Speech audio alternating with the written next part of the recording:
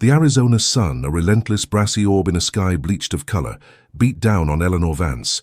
Dust, fine as flour, coated her plain gray traveling dress, clinging to every fold and crease, a testament to the long, arduous journey she'd undertaken from the eastern states. Ahead, stark against the raw, untamed landscape, stood the rough-hewn palisades of Fort Apache, a grim, forbidding monument to the volatile tensions that had drawn her deep into this untamed territory. The very air around the fort seemed to hum with a low, simmering tension, like the quiet crackle before a lightning strike, promising conflict. Eleanor dismounted her sturdy mare with a practiced ease, her movements betraying little of the weariness that etched faint lines around her earnest, kind eyes. Her Quaker faith, a bedrock laid in childhood, championed peace above all else, a stark, almost defiant contrast to the clang of sabers and the distant barked commands of drill sergeants that drifted from within the fort's formidable walls.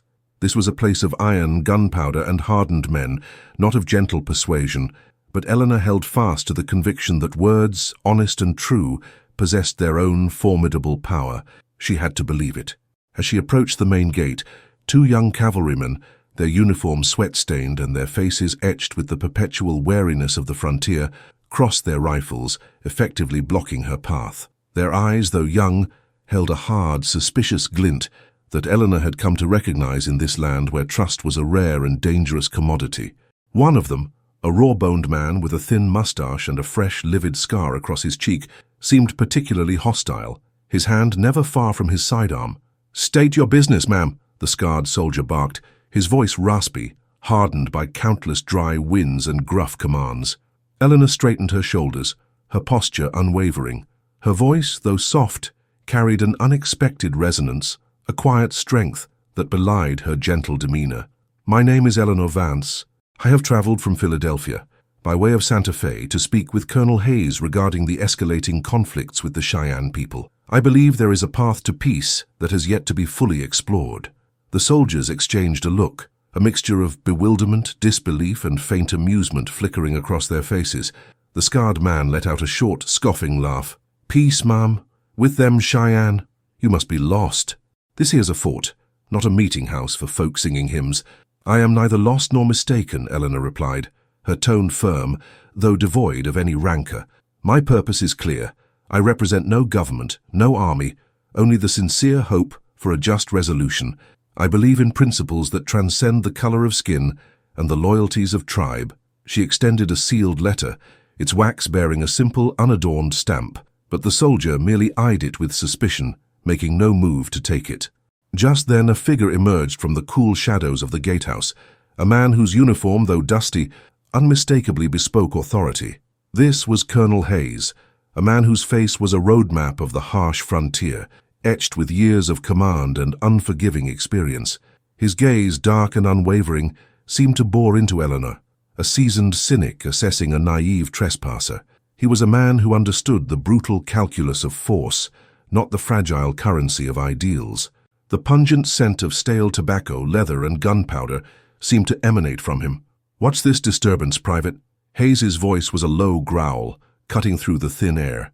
The silence that followed was broken only by the incessant chirping of crickets, amplified by the coming dusk. The young soldier snapped to attention, saluting stiffly. "Woman here, Colonel, says she wants to talk peace with the Cheyenne." Hayes let out a short, humorless laugh that grated on Eleanor's ears, a sound devoid of mirth, heavy with pure contempt. "Peace? With savages who raid our settlements, butcher our settlers, and scalp our kin? Ma'am, you've ventured a mighty long way to peddle such dangerous foolishness." He stepped closer, his boots crunching on the dry, packed earth, his shadow falling over her. "This is Fort Apache. Our business here is to protect our people, to maintain order, not to parley with those who seek to destroy us. We've tried your peace before, and it invariably ends in spilled blood, theirs and ours. For every drop of white blood spilled, 10 of theirs will answer. That is the grim mathematics of this land." Eleanor met his gaze unflinchingly, her heart aching at the sheer depth of his ingrained prejudice.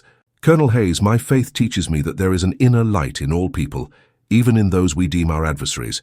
Violence begets only more violence, a cycle that consumes all.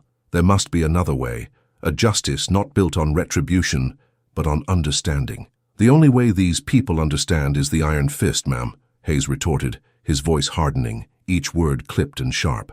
He swept his arm out, gesturing to the arid, unforgiving landscape stretching beyond the fort walls, to the distant mountains shimmering under the heat haze. You see this land? This is what we fight for. For every acre they claim, there's a white family seeking a new life, a new beginning, and we won't cede an inch. Now I suggest you turn your horse around and ride back to wherever it is you came from. There's no place for your kind of thinking here. Your presence only complicates matters and, frankly, puts you in grave danger. We have a war to fight, one that's been raging for far too long. He gestured dismissively to the soldiers. See her out, and make sure she understands she's not welcome back here. A profound wave of disappointment washed over Eleanor, heavy and cold, settling deep in her bones. She had anticipated resistance, even skepticism, but not such an outright contemptuous dismissal, a refusal to even entertain the possibility of dialogue. As the soldiers began to gently turn her mare, their hands firm but not unkind, Eleanor felt the weight of the fort's unyielding hostility pressing down on her. As she was guided away from the immediate perimeter, a solitary figure on horseback appeared on the horizon, silhouetted against the rapidly setting sun, which was now beginning to bleed fiery oranges and purples across the vast western sky. He rode with an innate, quiet dignity. His traditional Cheyenne war paint a striking contrast to the muted, earthy tones of the landscape. His gaze, even from a distance, seemed to carry the ancient weight of generations, a deep, knowing wisdom. Though it was Chief Haken, he reined in his horse, pausing to observe the scene at the fort's gate, his expression unreadable, a study in stoic resolve. He had witnessed countless such encounters, the endless cycle of white refusal and native despair. Yet, there was something in the Quaker woman's posture, her unwavering gaze even in the face of such dismissal, that piqued his interest. Eleanor, her face a mask of weary resolve, slowly turned her mare away from the unyielding walls of Fort Apache, the colonel's harsh words echoing in her mind. The optimistic fervor that had propelled her across half a continent felt momentarily extinguished. As she rode, slow and deliberate, Chief Hakan spurred his horse forward, drawing abreast of her. He offered no greeting, no word of comfort or explanation. He simply rode beside her, a silent, imposing presence, his gaze fixed on the vast, untamed land ahead, as if charting an invisible course. The shared silence between them was profound, heavy with the unspoken weight of their disparate worlds and the seemingly impossible task that lay before them. The sun dipped below the horizon, plunging the landscape into twilight, and Eleanor felt a shiver, not from the cooling air, but from the immense challenge ahead and the fragile hope that now, unexpectedly, rode beside her. The last vestiges of daylight bled from the sky, painting the vast western expanse in hues of bruised purple and deep crimson.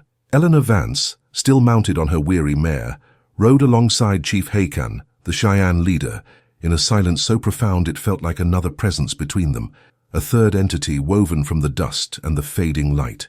The only sounds were the soft, rhythmic thud of hooves on the dry earth, the whisper of the wind through sparse desert brush, and the distant, mournful cry of a coyote, its lonely call echoing the vastness of the land. The air, still warm from the day's searing heat, began to cool rapidly, carrying the sharp, unfamiliar scent of dust and wild desert flora, creosote bushes and sagebrush. Eleanor occasionally glanced at Hakan.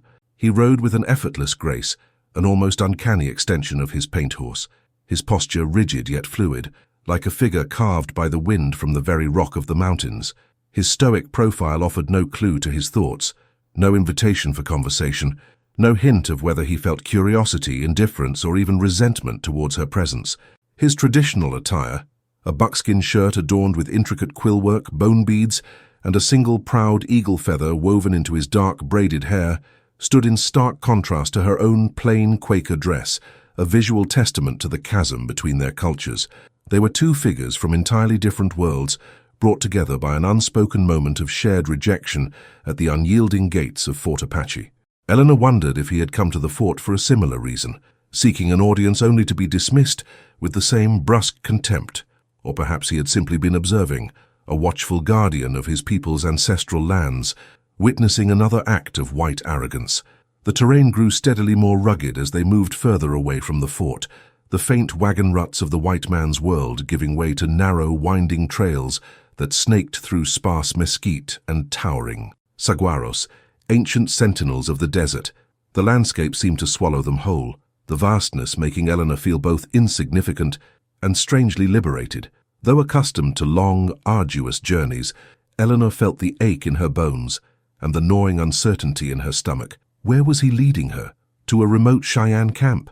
To simply abandon her on the open, unforgiving plain, where survival was a daily struggle? She had ventured into this raw wilderness driven by an unwavering moral compass and a deep spiritual conviction, but she was acutely aware of her vulnerability.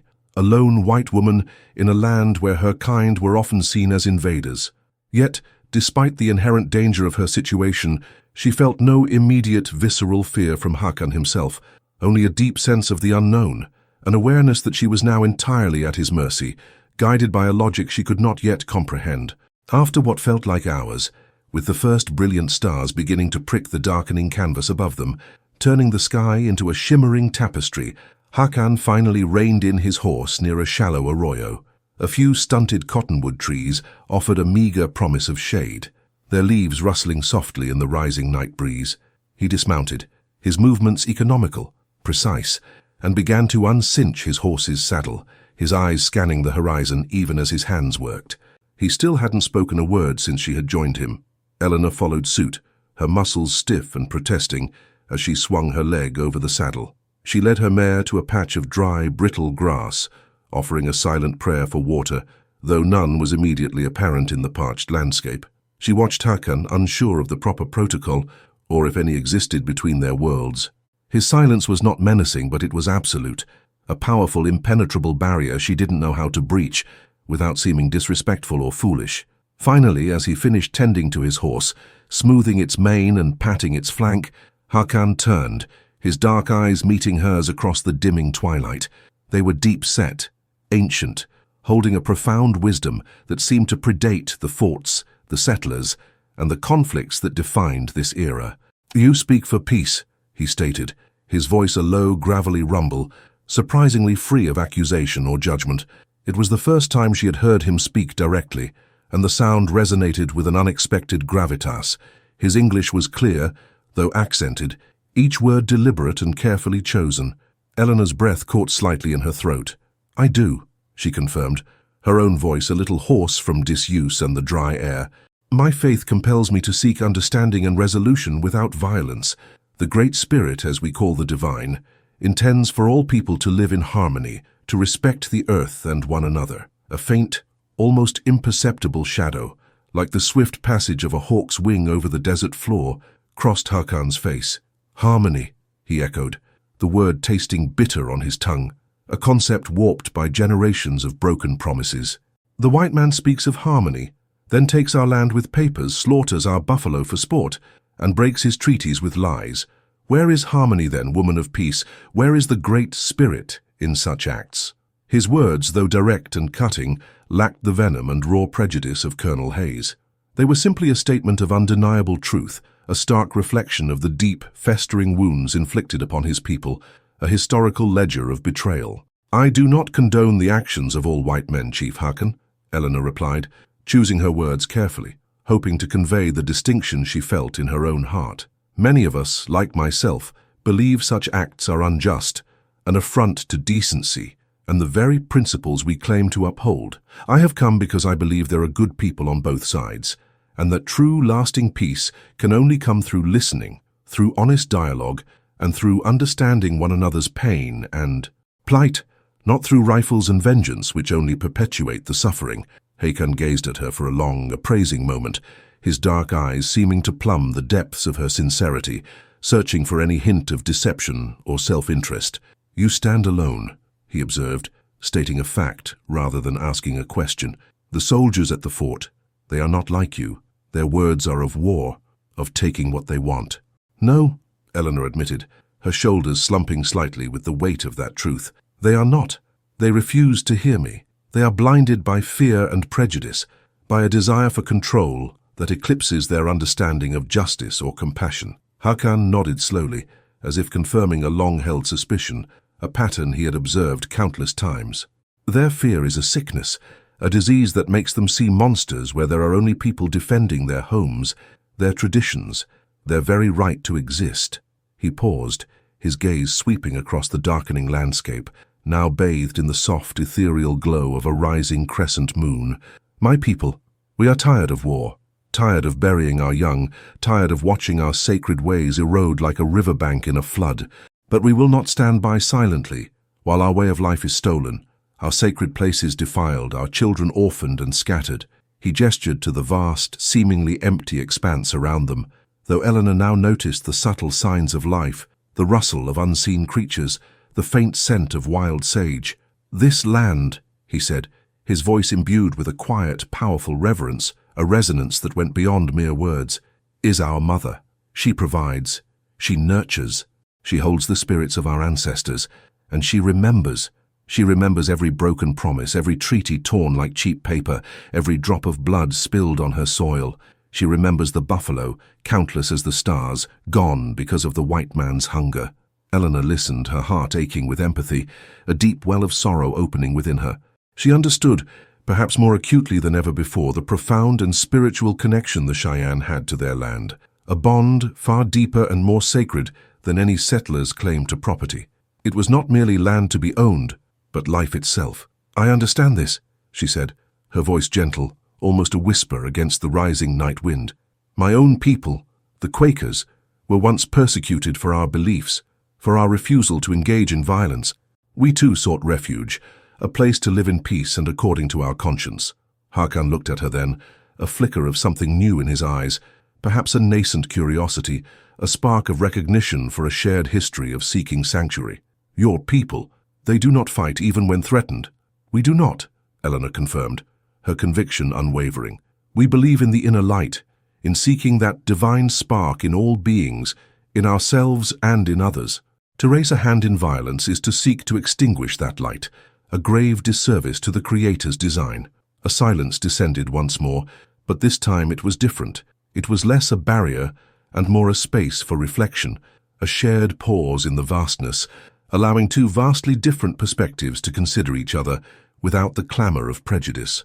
Hakan began to gather some dry brush and fallen twigs for a small fire, his movements fluid and efficient, attuned to the rhythms of the desert.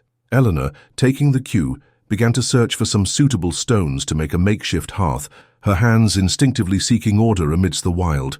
As the first flickering flames cast dancing shadows across their faces, illuminating the stark landscape in a warm, shifting glow, Eleanor felt a fragile, tenuous bridge beginning to form across the cultural chasm that separated them. It was a bridge built not of grand pronouncements, but of shared vulnerability, a mutual, desperate hope for a world less fractured by hatred, less consumed by the endless cycle of violence. But the desert was vast, the challenges immense, and the prejudice of men ran deep, deeper than any arroyo. Their journey, both literal and metaphorical, had only just begun. The crackle and pop of the small fire were the dominant sounds now, a comforting counterpoint to the vast silence of the desert night. Eleanor and Hakan sat opposite each other, the flames casting their faces in shifting patterns of light and shadow. The dry brush burned quickly, sending sparks spiraling upwards to join the countless stars that blazed with an intensity rarely seen in the light-polluted skies of the east. The air grew genuinely cold now, carrying a crisp, clean scent unique to the arid wilderness.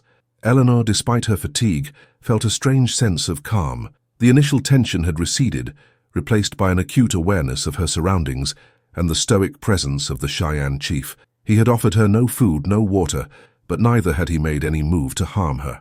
It was a primal sort of trust, forged in the shared experience of rejection and the simple act of survival under a vast, indifferent sky. Hakan broke the silence, his voice a quiet murmur, almost a continuation of the wind.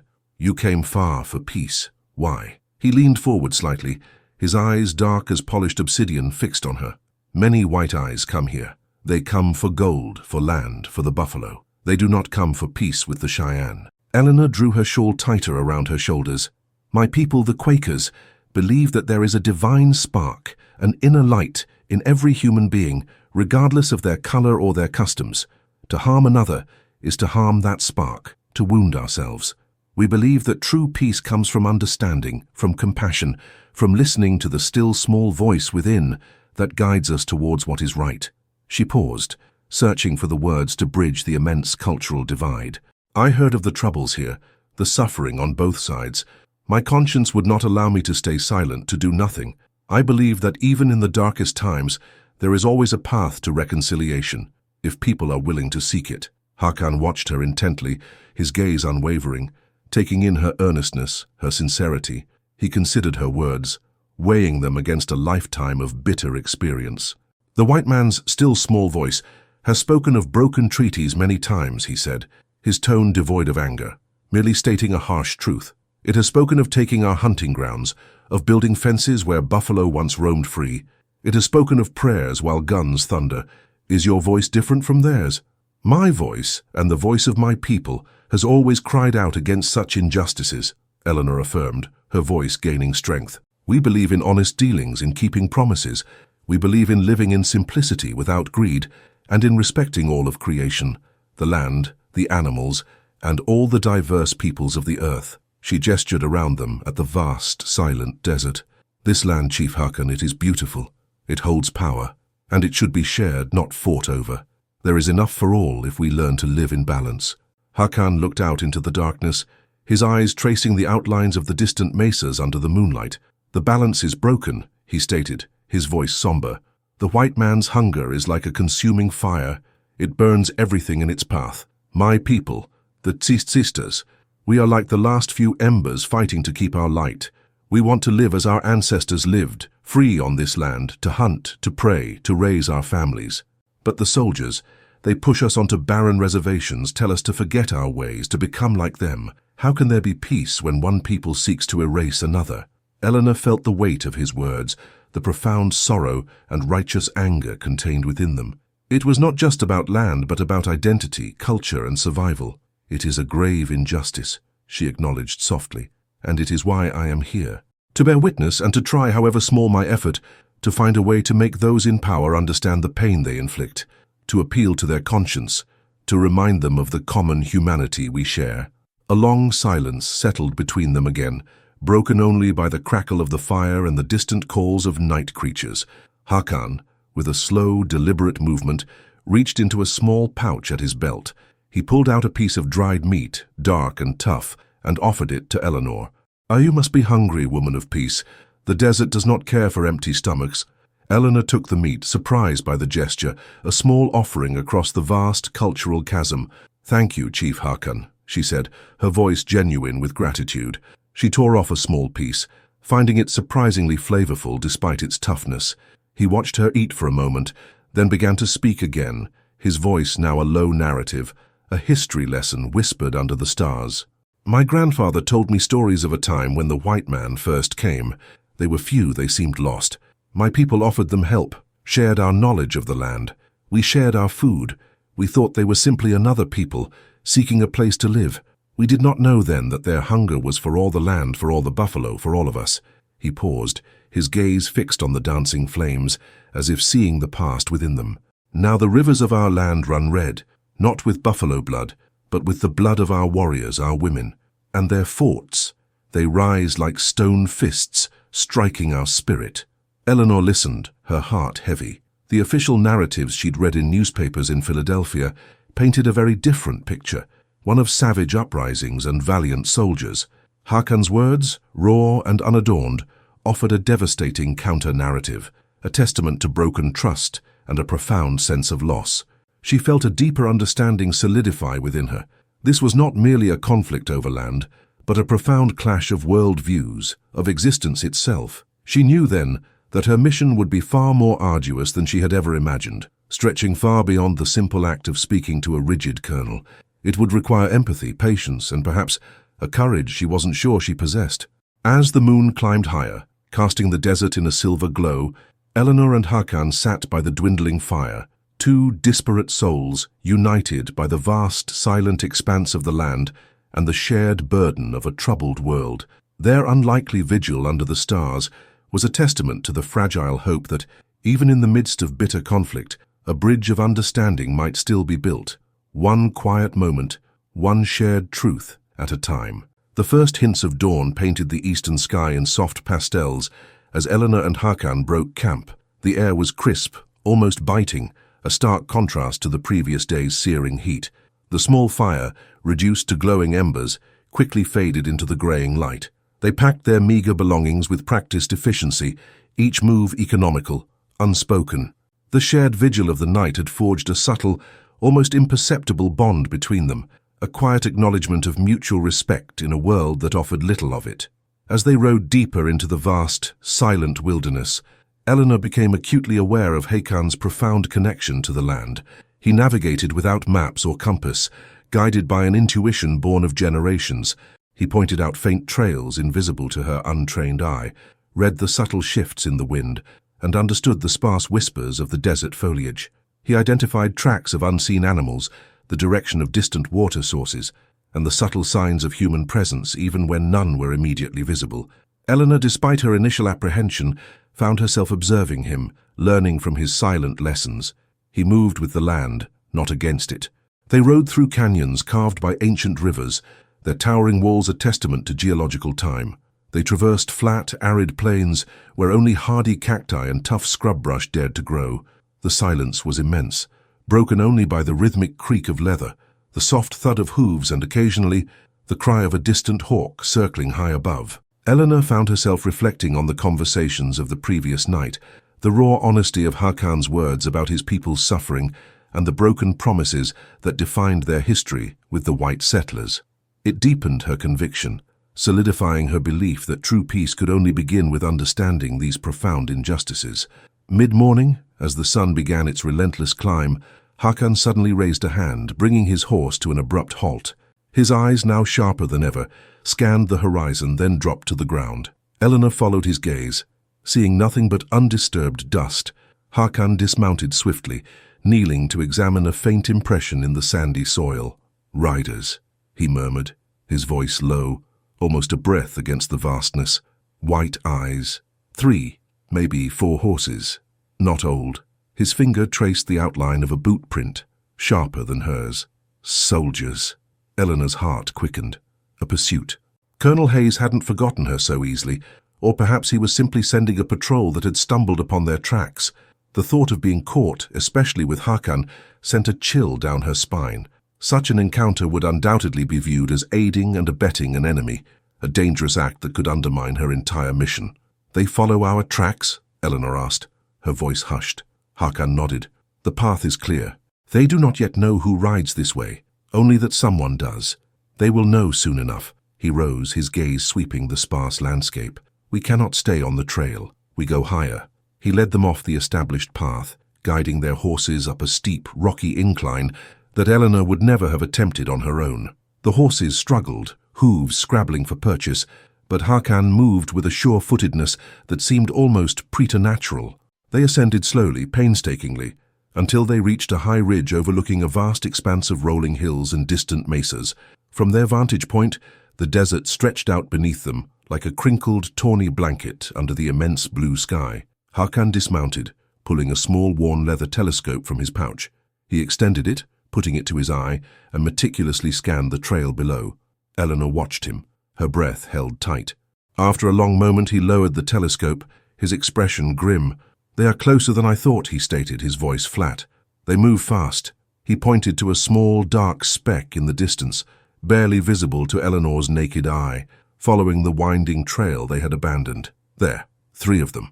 Eleanor felt a knot tighten in her stomach. "What do we do?" she asked, her voice betraying a hint of desperation. Hakon turned to her, his dark eyes resolute. "We move. Higher into the mountains. They will not follow easily there. Their horses are heavy, not like ours." He gestured towards the jagged peaks that pierced the horizon further west. The Apache hold much of that high ground. Even the soldiers fear to tread there without a large force. The mention of the Apache sent another wave of apprehension through Eleanor. She knew of the Apache reputation for fierce resistance against both settlers and other tribes, but Hakon's calm demeanor was oddly reassuring. He seemed to navigate these dangers with an innate understanding, a deep wisdom that transcended mere courage.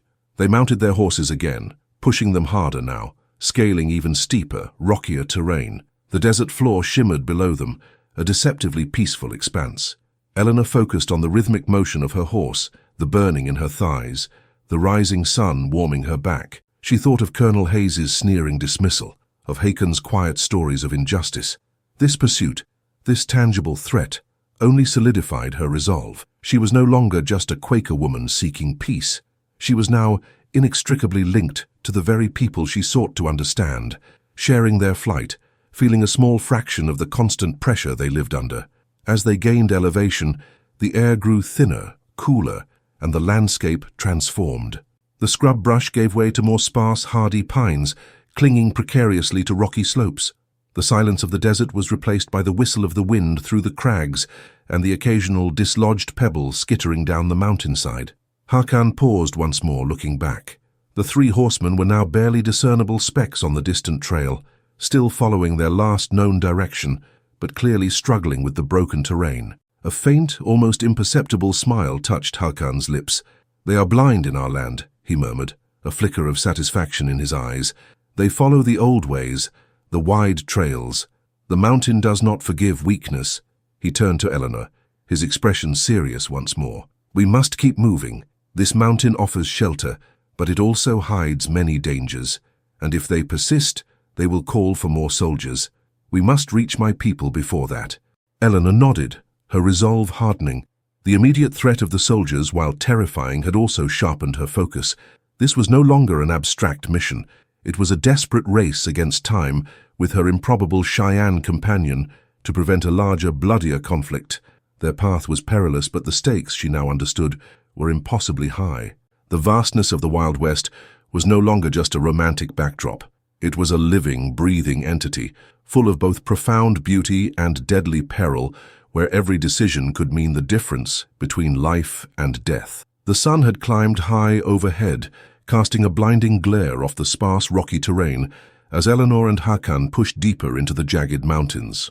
The air was thin, carrying the scent of pine and dry earth, and the silence was punctuated only by their labored breathing and the rhythmic, strained thud of their horses' hooves on the steep, unforgiving slopes.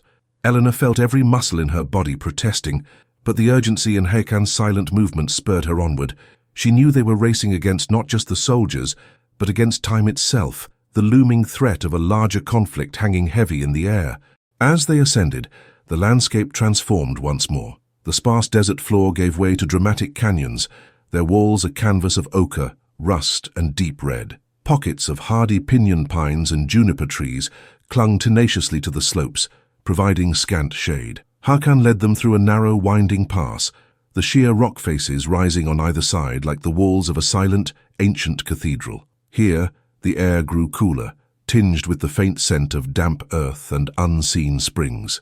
They emerged from the pass onto a high plateau, a vast, surprisingly flat expanse bordered by towering peaks. In the distance, Eleanor could discern the faint wisps of smoke rising, a sign of human habitation. Hakan pointed with a gloved hand. "My people's camp, the winter village. It is hidden well." His voice was low, almost a whisper of reverence. "They do not know we come, but they will welcome the messenger of peace." A surge of relief, potent and almost dizzying, washed over Eleanor. They had made it, but the relief was tempered by a fresh wave of apprehension. She was about to enter the heart of a Cheyenne community, a world profoundly different from her own. Would they accept her, a white woman, despite Hakan's presence? Would her message of peace resonate with a people who had suffered so much at the hands of those who looked like her? Before they could descend towards the camp, Hakan suddenly halted his horse, his head tilting slightly as if listening to a sound. Eleanor couldn't hear. His eyes narrowed, scanning the distant horizon. "More riders," he stated, his voice devoid of emotion, but Eleanor detected a new edge of grim determination. "Not from the fort. North. They ride hard." Eleanor squinted, but saw nothing. "Who?" she asked, her voice barely above a whisper. Hakan's jaw tightened. "Reckless ones. Young warriors. They seek vengeance for what was done to our land. They listen less to the old ways, more to the anger in their hearts." He turned his gaze back towards the distant fort. "The soldiers from the fort, they are still behind us, but slower. These others, they ride like the wind. They will cross paths." A chilling realization dawned on Eleanor. Two converging forces, fueled by anger and misunderstanding, heading for a collision. This was precisely the kind of escalating conflict she had come to prevent. The young Cheyenne warriors, driven by righteous fury, and the relentless cavalry patrol, driven by their own rigid sense of duty and racial prejudice. The thought of what would happen if these two groups met in the unforgiving wilderness sent a cold dread through her. "We must try to stop them," Eleanor urged, her voice gaining urgency, her Quaker principles screaming for intervention. "Before blood is spilled, before it's too late to turn back." Hakan looked at her, his expression a complex mix of weariness and a flicker of admiration for her unwavering conviction. "It is not easy to stop a storm, woman of peace, once the winds begin to blow." He paused, then made a decisive gesture. "But you speak truth. More blood brings only more sorrow. We must try." He spurred his horse forward, not towards the camp, but along the high ridge, paralleling the path the approaching warriors would likely take. Eleanor followed, her mare responding gamely, sensing the urgency in her rider. They rode in a desperate race against the clock, the very fate of peace hanging in the balance. The terrain remained treacherous, forcing them to pick their way carefully, but Hakan's knowledge of the land was their greatest asset. He knew every crevice, every hidden path, every vantage point. As they rode, the sun began its slow descent, painting the western sky in fiery oranges and deep purples, mirroring the burning tension in Eleanor's chest. She could feel the shift in the air, the subtle vibrations of movement, the growing presence of the approaching groups. She imagined the clatter of the soldiers' equipment, the war cries of the young warriors echoing through the canyons, each sound a harbinger of violence. They reached a narrow defile overlooking a broad, flat valley. Hakan dismounted swiftly, pulling Eleanor from her horse.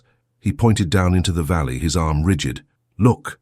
Below them, emerging from a distant stand of cottonwoods, were indeed 3 horsemen, their figures growing larger, unmistakable now as cavalry. Their horses were powerful, their riders resolute, following the faint trail. But then, from the opposite direction, from a dry creek bed snaking into the valley, a group of Cheyenne warriors, perhaps 15 strong, broke into view. Their faces were painted for battle, their lances held high, their movements swift and purposeful. They were younger, more aggressive than Hakan, clearly on a mission of retaliation. The two groups were on a collision course, oblivious to Eleanor and Hakan hidden above. The distance between them was rapidly closing. The wind carried a faint, chilling sound to Eleanor's ears. The first high-pitched, piercing war cries from the Cheyenne warriors, answered almost immediately by the sharp crack of a rifle shot from the cavalry. Eleanor gasped, her hand instinctively flying to her mouth. "No," she whispered, a desperate plea torn from her throat. Hakan's face was a mask of grim determination. He looked from the clashing figures below to Eleanor, then back to the unfolding tragedy. The time for silent observation was over. The storm had broken. The fate of any fragile peace now depended on an impossible intervention, a desperate gamble in a land already stained by too much blood.